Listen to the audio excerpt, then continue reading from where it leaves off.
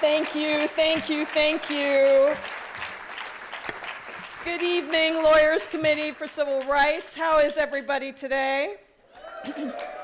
This is an amazing event. It really is, and I do go to a lot of these, so I say that with a lot of love. It has been just so wonderful and inspiring, and I want to start by thanking my friend Monica. You are such a dynamic, inspirational, brilliant, and deeply loving leader of this organization.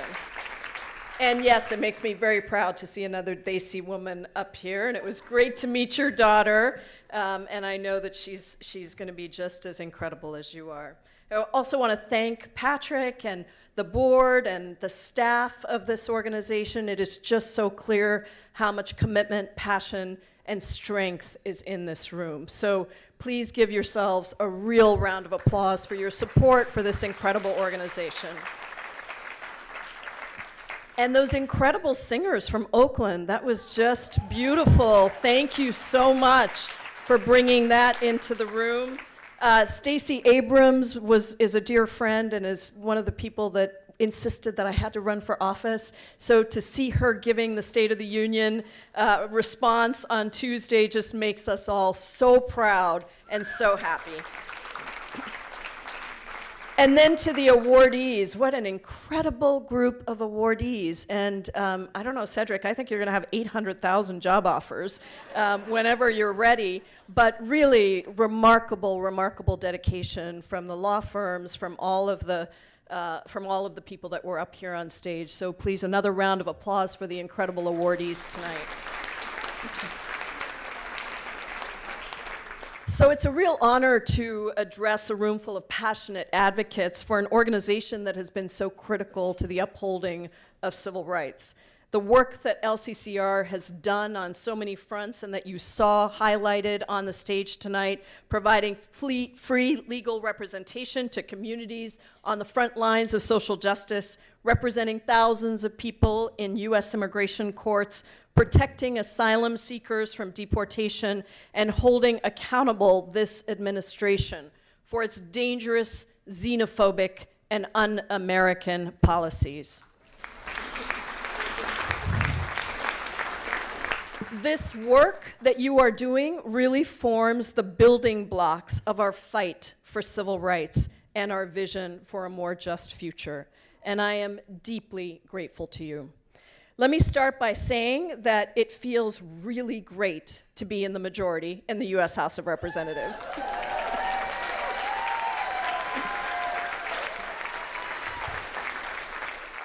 I joke about this and I say that this is actually the first time in my life and in politics that I've served in a majority. So that feels pretty good. Democrats under the leadership of Speaker Nancy Pelosi, we have, yes, absolutely. I described her as a badass to the reporters. That went viral, and I told her it was the greatest compliment. But we really have all held together to say no to an immoral wall, no to taking 800,000 federal workers hostage, and no to the lies that continue to come from a White House obsessed with painting immigrants, legal and undocumented, as criminals and terrorists. And as you know, we're not finished. We still need to agree on a final DHS appropriations bill, and we have to ensure that the president does not push another shutdown or abuse emergency powers to try to build his vanity fantasy wall. You can see I feel strongly about that one. Because all of us in this room know that none of this is about a physical structure along the southern border. It is really about pushing back against the terrible criminalizing and otherizing of so many in this country that has come from this White House. It is really about the soul of America. We all know how significant this time is for our country and how wonderful that to undertake that fight, we now have the most progressive, most diverse Congress in the recent history of our country, with the first 2 Muslim American women, the first 2 Native American women, the first African American women and Latino women in numerous states, finally Congress is beginning to look a lot like America.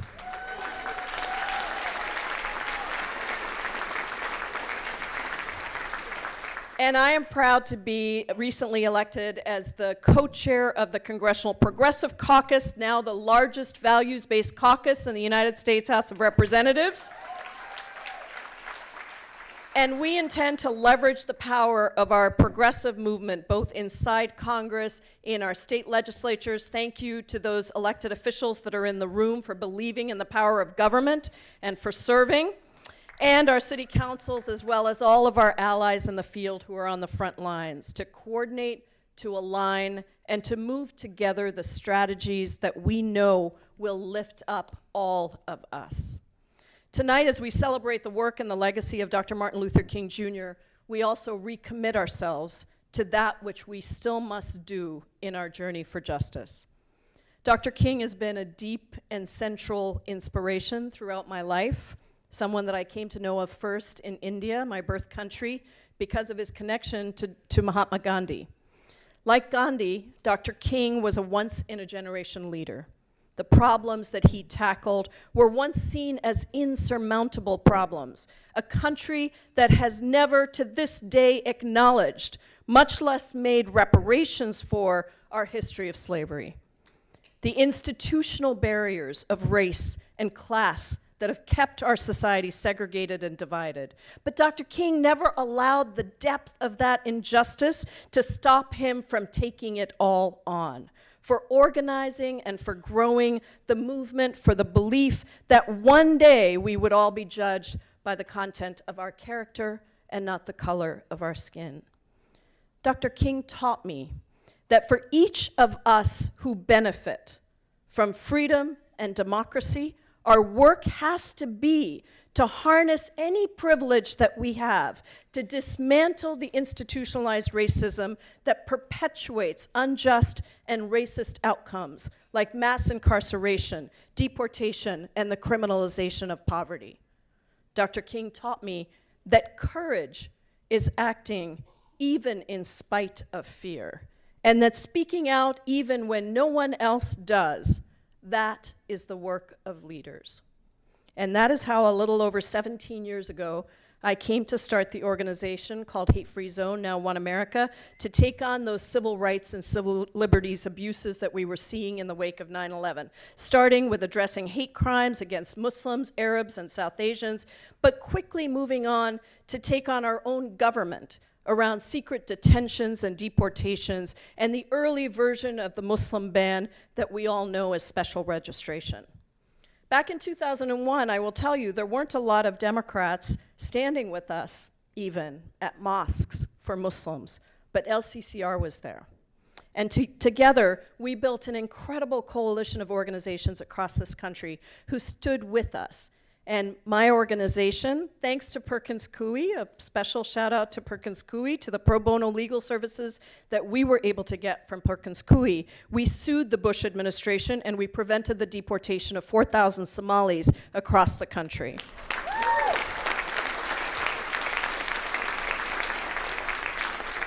We took to the streets to register tens of thousands of immigrants to vote in the largest voter registration drive in the history of our state, and we built leadership and power for our movement around immigration reform, around civil rights and civil liberties.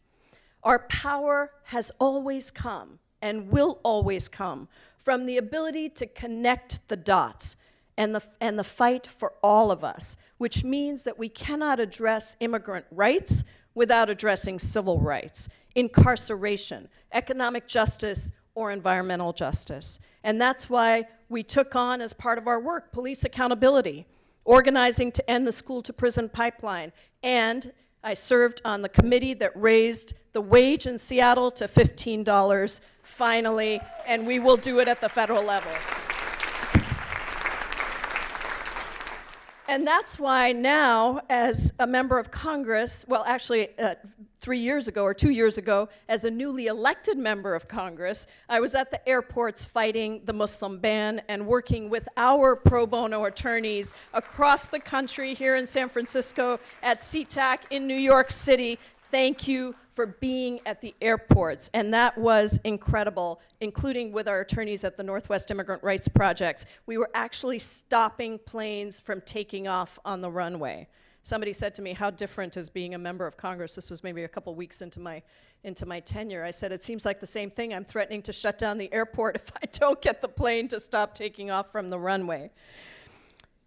The work that we do has to be courageous and bold and brave. I was the first member of Congress, as was mentioned, to go into a federal prison and actually speak to hundreds of weeping mothers and fathers who had been ripped apart from their children because of this administration's horrible zero humanity family separation policy. The conversations that I had with women asylum seekers who had given up so much to escape conditions of terrible brutality and danger, to do what every single one of us as parents would do and try to bring our children to safety, those conversations haunted me, and they still do. I used every medium I had to get those stories onto television and social media, took the stories to our Democratic caucus and urged all of our members to go themselves and see what was happening, took our own member delegation with Lucille Roybal-Allard, my good friend, to the southern border, and with 8 other members. And perhaps most importantly, I called my friends at the at the National Domestic Workers Alliance and at Move On and said, let's mobilize in the streets. And within 2 weeks, we were able to, thanks again to so many of you who were there, turn out 500,000 people in the streets to protest those horrible family separation policies.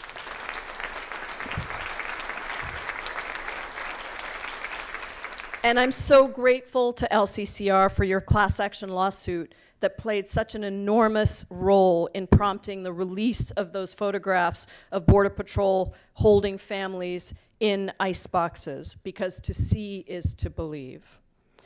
Just a month ago, I became the first member of Congress to go to Tijuana and spend time in the shelters and with the asylum seekers that were there along the borders, including unaccompanied minors. I spoke with people like a 15-year-old boy who had been shot in both knees and was escaping death. I spoke with kids who had no choice but to come so that they could live. I spoke with mothers in shelters who had left behind one baby to save another. And I spoke with people who had been scapegoated and criminalized simply for doing what is their legal right, seeking asylum. And on the way back, with incredible organizers on the ground, I worked to accompany 5 desperate asylum seekers, 2 unaccompanied children, a mother and her 9-year-old daughter, and a young man who had been beaten in Nicaragua and suffered serious medical conditions. Those asylum seekers, right in front of my eyes, were turned away simply for presenting themselves for asylum. So I watched the whole thing without saying who I was, and then I used my status as a member of Congress to intervene, and in the end, after many hours and an actually compassionate Border Patrol chief at that station, we were able to get all 5 asylum seekers into the country. And just the other day,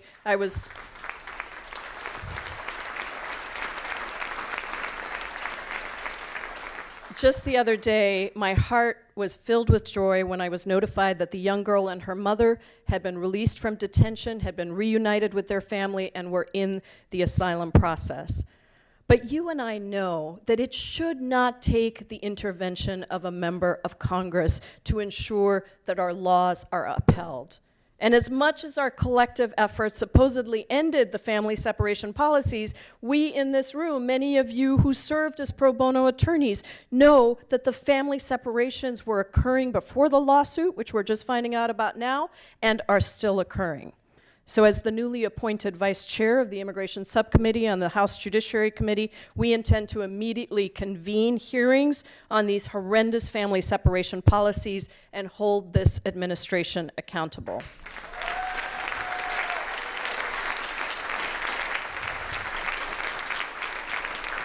We will also put forward our vision of what real just policy looks like. My bill, Dignity for Detained Immigrants, which was crafted with the work of some of the leading immigrant rights organizations across the country, finally will get a hearing, and we hope to pass it in the House of Representatives. Let's end the practice of mandatory detention. Let's end the private prison industry that is growing across this country.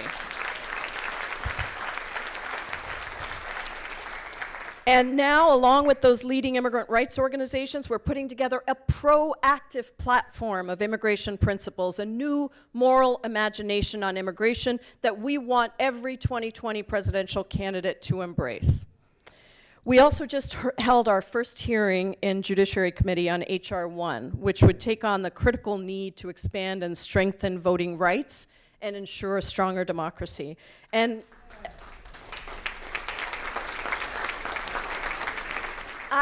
I was stunned, and I don't know why I'm still surprised. I think it's a good thing because I still believe that people are going to do the right thing, but I was stunned by the attitude of my colleagues, the overt opposition from my colleagues on the other side on something that should so clearly be bipartisan. But luckily, we are in the majority, and our witnesses included my good friend Vanita Gupta, who's the head of the Leadership Conference on Civil Rights, and Cheryl and Eiffel, brilliant from the NAACP, and they were stellar and crystal clear in not letting any of the lies from the opposition slide. So as the richest nation on this planet, we have to redouble our efforts to ensure the human rights of all people inside our country and outside, knowing that we are indeed tied in that inescapable web of mutuality. And I know, as Monica referred to, that this can all feel exhausting and overwhelming far too often, especially for those who are directly affected. We can't allow ourselves to be divided because especially we Black and brown people know that when we get divided or get distracted by a hierarchy of oppressions, our oppressors win. It is the same forces of hate and intolerance allied against all of us. Those enabling white supremacy are the same as those enabling anti-immigrant hate and those pushing to decimate public programs and transfer wealth to the largest corporations. So now that we have the majority in the House, we have a responsibility to use it well and not squander it. In the words of Dr. King, this is no time to engage in the luxury of cooling off or to take the tranquilizing drug of gradualism. In Dr. King's words, now is the time to make real the promises of democracy. We have to put forward a transformative agenda that addresses income inequality, gets money out of politics, ensures Medicare for all, welcomes and protects immigrants and refugees, and fundamentally upholds our civil rights and our human rights. Remember that the setbacks that we see emerging are happening only because we are making progress. And progress sometimes prompts a bigger backlash. But I truly believe that we are winning. The American people are woke in a whole new way. This is not the era of Trump. This is the era of the people.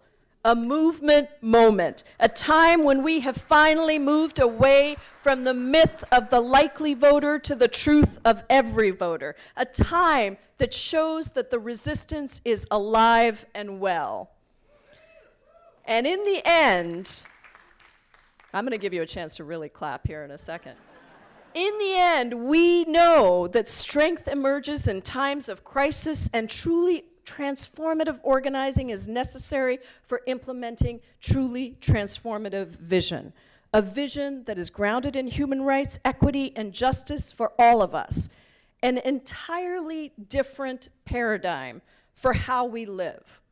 a paradigm that emphasizes spiritual over material development, collaboration over competition, connectedness over isolation, conservation over consumption, and shared power over individual power. Instead of inequity, fear, and scarcity, our work will always be stronger when we focus on justice, abundance, generosity, and love. Ella Baker said that we who believe in freedom can never rest. And so tonight, I thank the Lawyers Committee for your work, for your generosity, for your belief in what is possible, and for never resting. We will win. Thank you all so much. Good night.